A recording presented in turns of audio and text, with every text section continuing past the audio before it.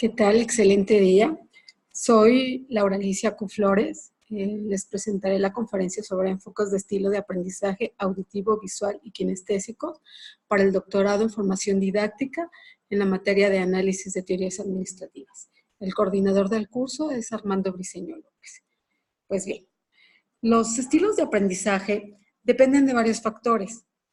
Pues estos pueden ser culturales, características personales propias de los estudiantes. Sin embargo, el saber cuál es el estilo de aprendizaje de los alumnos es algo sumamente importante para nosotros como docentes, ya que esto depende poderles dar el conocimiento que nosotros queremos que ellos tengan de una forma incluyente, tratando de que nosotros le demos a cada uno de ellos lo que necesita de la forma que lo necesita aprender. Y esto es un punto muy, muy importante. Bueno, tenemos que los estilos de aprendizaje constituyen la vía mediante la cual el ser humano adquiere conocimientos, habilidades, destrezas, y esto va acorde al nivel educativo específico del que estemos hablando. Estos son los rasgos cognitivos, afectivos y fisiológicos que sirven como indicadores para saber cómo es que la persona está recibiendo y percibiendo la información en los ambientes de aprendizaje. El hecho de aprender no significa nada más el almacenamiento de conocimiento. Esto habla de la forma en la que el cerebro va a sintetizar, organizar la información que está recibiendo, y esto va a generar pautas para modificar el ambiente que nos rodea. Vamos a aprender y continuamente estar reaprendiendo. Y esto pues es una situación interesante en este tema. Las teorías sobre los estilos de aprendizaje se han venido trabajando desde hace muchísimos años con diferentes modelos. Uno de los modelos que más importancia tuvo, por ejemplo, fue el de los cuadrantes cerebrales, en donde se hacía una analogía del globo terráqueo, se dividía el cerebro en cuatro partes, y se decía que la que tenía mayor predominio era en donde estaban las habilidades de raciocinio, concentración, razonamiento, lógica, es el que tenía más desarrollado esa parte del cerebro, ¿no? Posteriormente vino el modelo de inteligencias emocionales múltiples de Gardner. En este modelo ya partimos de que existían diferentes inteligencias, ya no teníamos esta sola concepción de creer que solo existía el coeficiente intelectual y nada más, sino que ya se abre la posibilidad de identificar diferencias inteligencias en los individuos y ver que se podías desarrollar una y no tener otra, y no precisamente por eso no tenías una inteligencia, por así decirlo, ¿no? Posteriormente, la de los modelos de los hemisferios cerebrales. En esta teoría vamos a ver que existen dos hemisferios cerebrales y la predominancia de ciertas características para cada uno de los hemisferios. Y posteriormente el modelo de organización de la información, conocido como BAC, que incluye el visual, el auditivo y el kinestésico. Bueno, en este modelo de los hemisferios cerebrales vemos que el lóbulo derecho del cerebro tenemos predominantemente las funciones de razonamiento, las cuestiones matemáticas. En el lóbulo izquierdo tenemos más hacia los talentos artísticos, más una cuestión visual, una cuestión de relación con la naturaleza. Entonces, por ende, cuando hay un predominio en el lóbulo izquierdo, vamos a tener que este cerebro va a ser más analizador en cuanto a las secuencias, las palabras y los números. Por el contrario, cuando tenemos un predominio en el lóbulo derecho, vamos a tener un cerebro más sintetizador, hay mucho más, se le da más importancia al reconocimiento visual y hasta de la percepción espacio-corporal. Tiene una importancia grande en el lóbulo derecho, ¿no? Entonces, partiendo de esto, ¿cómo funcionan o cómo se procesa la información en cada hemisferio? Entonces, el hemisferio lógico, que es el hemisferio izquierdo, procesa la información de manera secuencial y lineal. Aquí vamos a ver que todo tiene que ir por secuencia, está fragmentado y se va a ir analizando poco a poco los detalles, las palabras, lo que se piensa. Y por el otro lado, en el hemisferio derecho, se procesa la información de una manera más holística o más global para entender las diferentes partes que componen este todo, ¿no? Entonces, hay más involucramiento de sentimientos en esta parte derecha de nuestro lóbulo. Y bueno, aquí tenemos todo este preámbulo es para entrar en el modelo de organización de información visual, auditiva y kinestésica. ¿Por qué? Porque se estudió que no solamente trabajamos una parte de nuestro lóbulo, ¿no? Sino hay predominio en una de estas, pero sin embargo se necesitan la unión de los dos lóbulos para que el aprendizaje sea muchísimo mayor y los resultados sean muchísimo más benéficos para los estudiantes. En el modelo de organización BAC se basa en recibir la información a través de los sentidos. Esta es la manera en la que seleccionamos la información y la recibimos a través de la vista, el oído y el tacto, el tocar, el sentir, ¿no? Entonces, es importante determinar cómo aprendemos cada uno de nosotros. Y esto es una tarea fundamental que nosotros como docentes tenemos que realizar. ¿Por qué? Porque ¿cómo pretendemos que el alumno tenga ciertos conocimientos si nosotros no estamos buscando el medio adecuado para llevarlo a que alcance ese conocimiento, a que alcance ese aprendizaje? Por ello, tenemos que darnos a la tarea de identificar cuál es el estilo predominante con el cual el alumno aprende mejor para generar actividades en función de esto.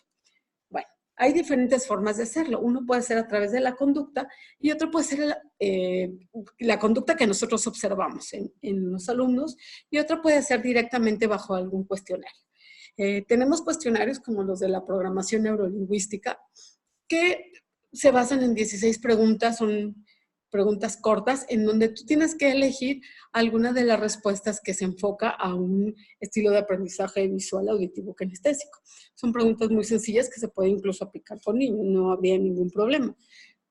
Una, por ejemplo, de estas preguntas sería, ¿cuál de las siguientes actividades disfrutas más? ¿Escuchar música, ver películas o bailar? ¿Qué prefieres hacer un sábado por la tarde? ¿Quedarte en casa, ir a un concierto o ir al cine? ¿Cómo te orientas más fácilmente? ¿Mediante el uso de un mapa, pidiendo indicaciones o a través de tu intuición? ¿Cómo te consideras? ¿Atlético, intelectual, sociable? ¿Cuál de los ambientes te atrae más? ¿Uno que presente un clima agradable? ¿Uno donde se escuchen las olas? ¿O con una vista hermosa? Entonces las preguntas van enfocadas a alguno de los sistemas ya sea visuales, auditivos o kinestésicos y la respuesta van en función de cuántos ítems tuvo en cada uno de esos rubros para determinar cuál es el canal de aprendizaje de ese alumno. Y en función de la conducta, cuando no tenemos la posibilidad de hacer estos cuestionarios, hay diferentes conductas que nos pueden ayudar a pensar qué tipo o qué estilo de aprendizaje sería el que el alumno tendría predominantemente. Por ejemplo, en el caso de los visuales, vamos a ver una conducta organizada. Generalmente los alumnos van a ser alumnos muy pulcros, muy preocupados por su aspecto, manifiestan sus emociones en los gestos, en la cara. Cuando tenemos un estilo preferentemente auditivo, vamos a ver que los alumnos suelen hablar solos, se distraen fácilmente, mueven los labios al leer, tienen mucha facilidad de palabra, no son tan preocupados por su aspecto, tienden a modular el timbre de voz y a darle entonación a una plática y expresan sus emociones verbalmente. Y cuando estamos ante una conducta de tipo kinestésica, pues generalmente son personas que te tocan continuamente, que buscan el contacto físico, si bien salen arreglados de su casa, sin embargo a los pocos minutos ya no lo están, su tono de voz es más bajo y expresan sus emociones a través de los movimientos. Y esta es otra manera en la que podemos identificar estas conductas y echar a andar acciones en favor de, ¿no? Bueno, entonces, ¿qué nos va a decir esto? qué queremos hacer ahora de acuerdo al estilo de aprendizaje que tiene cada uno de nuestros alumnos. Pues bueno, echar a andar estrategias que estén encaminadas a llevarle a los alumnos este aprendizaje por la línea correcta, ¿no? Entonces, en el caso de los alumnos con un aprendizaje, con un estilo predominantemente visual, pues aprenden de lo que ven. Necesitan una visión detallada sobre dónde van. Les cuesta trabajo recordar. Si nosotros les damos instrucciones o les damos las indicaciones, les va a costar trabajo recordar. Entonces, ellos tienen que buscar. Ellos quieren ver. Entonces, cuando tenemos un auditivo, pues en ellos es más fácil darles instrucciones, que sigan indicaciones. Si les damos algo que tengan que ver, les va a costar más trabajo procesar o llegar al resultado a través de esa vía. Y en los kinestésicos, pues lo que ellos necesitan es tocar, es hacer, es involucrarse personalmente en la actividad, ¿no? Meter las manos para poder apropiarse un poco más de este aprendizaje.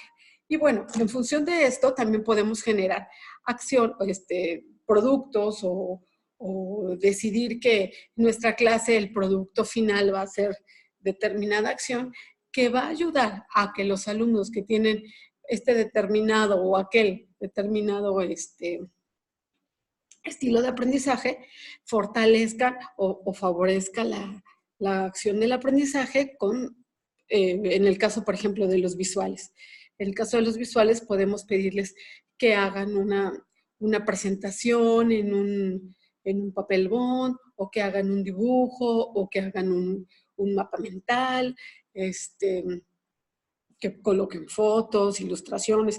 Eso les ayuda muchísimo a reforzar el aprendizaje.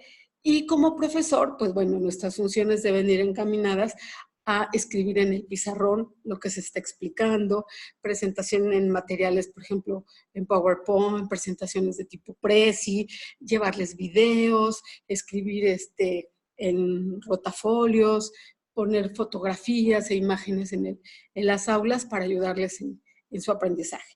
En el caso de los auditivos, les puede ayudar muchísimo a ellos realizar actividades como hacer un debate, incluso si ya son más grandes, construir un podcast. En el caso como de guías de estudio, grabar lo que tienen que estudiar y escucharlo constantemente.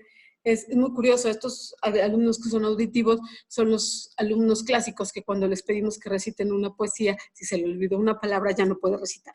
Se traba y ya no continúa. Entonces, en ellos estas actividades pueden favorecer y nosotros como docentes, pues reforzar esta parte en dar instrucciones verbales, repetir sonidos percibidos, dictar,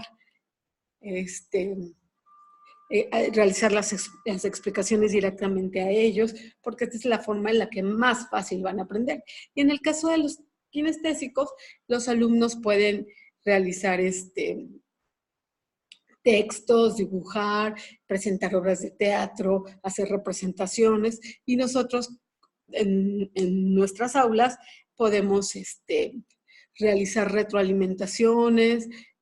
Ellos se mueven mucho por los sentimientos, entonces generar actividades que los muevan o actividades lúdicas en donde jueguen, toquen, generar clases con experimentos, todo esto nos ayuda bastante a que ellos puedan procesar más información. Pero bueno, finalmente, ¿por qué es esto? ¿Por qué tenemos que buscar el estilo de aprendizaje de cada alumno? ¿Por qué? Pues porque necesitamos que ellos aprendan y necesitamos ser incluyentes para todos. Pero recordemos que, bueno, siempre tendremos un estilo predominante, pero esto no significa que dejemos de lado a los demás, ¿no? Entonces, es necesario que nosotros planeemos clases porque no todos los alumnos son visuales, o no todos son kinestésicos, o no todos son auditivos. Entonces, es importante que nosotros preparemos en nuestras clases materiales para cada uno de los estilos de aprendizaje, actividades para cada uno de los estilos de aprendizaje, para hacer nuestra clase verdaderamente incluyente, lograr este aprendizaje y, de acuerdo al cono del aprendizaje, podemos observar esto. El 10% de lo que leemos se olvida a las 2 semanas. El 20% de lo que oímos lo olvidamos a las 2 semanas. Sin embargo, cuando conjuntamos dos actividades que ya es un aprendizaje de forma más activa, recordamos a las 2 semanas un mayor porcentaje de esto. Por ejemplo, el 90% de lo que decimos y hacemos lo vamos a tener presente a las 2 semanas.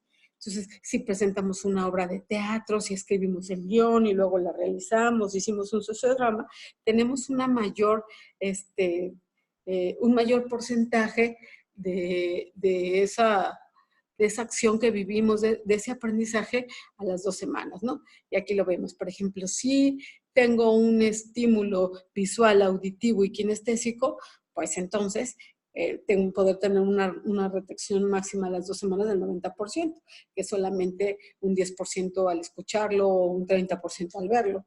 Entonces, es importante la generación de estas actividades en función de estos estilos de aprendizaje, de ahí la importancia. Es mucho más trabajo para nosotros como docentes, sí, claro, pero nuestra función es lograr que los alumnos aprendan. Entonces, pues tenemos que echar a andar estrategias para que esto se logre y tenga mejores resultados para nuestros alumnos, nuestros chiquillos o de la edad que sea. Agradezco su atención